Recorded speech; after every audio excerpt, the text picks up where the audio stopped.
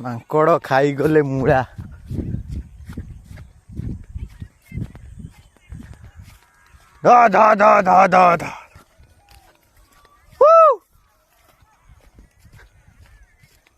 ଚାଲନ୍ତୁ ଆମର ଦେଖିବା ମୂଳା ଖାଇଗଲେ ମାଙ୍କଡ଼ ମାନେ। କେତେ ମାଙ୍କଡ଼, ମାଙ୍କଡ଼କୁ ଗୋଡ଼ା ହବ, ଖାଇଗଲେ ଆମର ମୂଳା ଆଳୁ।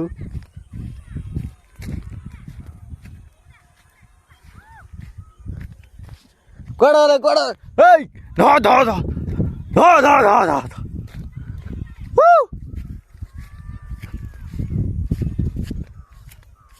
ଏଇ ନୁଚି ଯାଉଛି ନୁଚି ଯାଉଛି।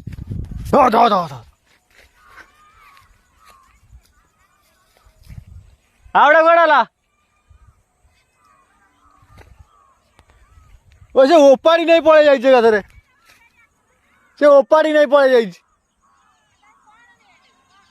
ଏ ମୂଳା ଆମର ନେଇଗଲେ।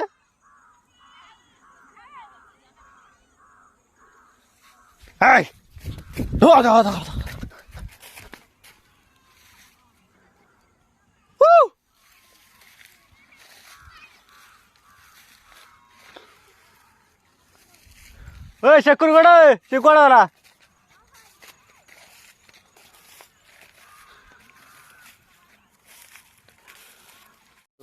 ଆମର ଦେଖିବା ଏଠି ଆମର ମୂଳା ଲାଗିଛି ଆଉ କେତେ ସୋରିଷ। ମାଙ୍କଡ଼ ମାନେ ଆସିକି ଖାଇଯାଉଥିଲେ, ଉଡ଼ିଆକୁ ଆସିଥିଲି। ଓ ସିଆଡ଼େ ପଳେଇଲେ ଦିଟା, ଆଉ ଏଇଟା ଏଠି ଯାଉଛି।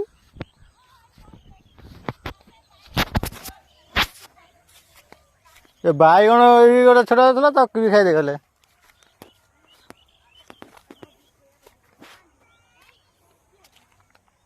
ଇଏ ଆମର ବାମ୍ଫି, ଯେଉଁଟାକି ପନିପରିବା ଚାଷ ହେଲେ ଏଥିରୁ ପାଣି ନେଇକି ଦିଆ ହୁଏ।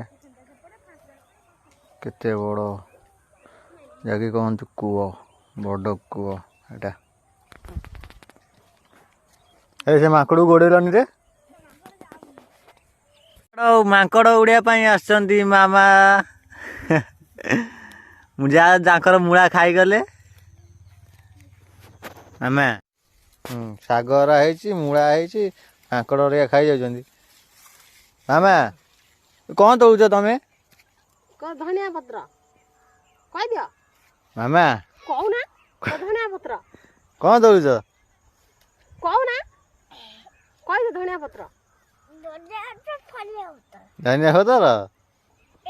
ଆଉ ମୂଳା କୋଉଠି ଖାଇଗଲେ ତମର? ଏଇ ମୂଳା ମାଙ୍କଡ଼ ଖାଇଗଲେ। ସେଇଠି କହ, ସେଇଠି ମାଙ୍କଡ଼ ଖାଇଗଲେ। ଦେଖିଲ ଦେଖିଲ ମୂଳା କାଇଁ? ହେ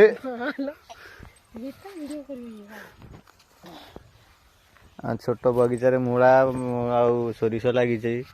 ମାଙ୍କଡ଼ ମାନେ ଆସିକି ଖାଇଯାଉଛନ୍ତି। ଜିଦିଆ ମାଙ୍କଡ଼କୁ ଗୋଡ଼େଇବା ପଇଲା।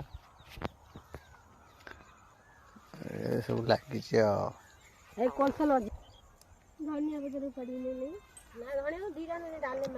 ଧନିଆ ପତ୍ର ମୂଳରୁ ନାହିଁ, ଜଣା ପଡ଼ୁନି। ତାଙ୍କର ଏତେ ଫେଭରାଇଟ୍ ଯେ ଖୋଜି ଖୋଜିକା ଘାସ ଭିତରୁ ବାହାର କରୁଛନ୍ତି ଧନିଆ ପତ୍ର।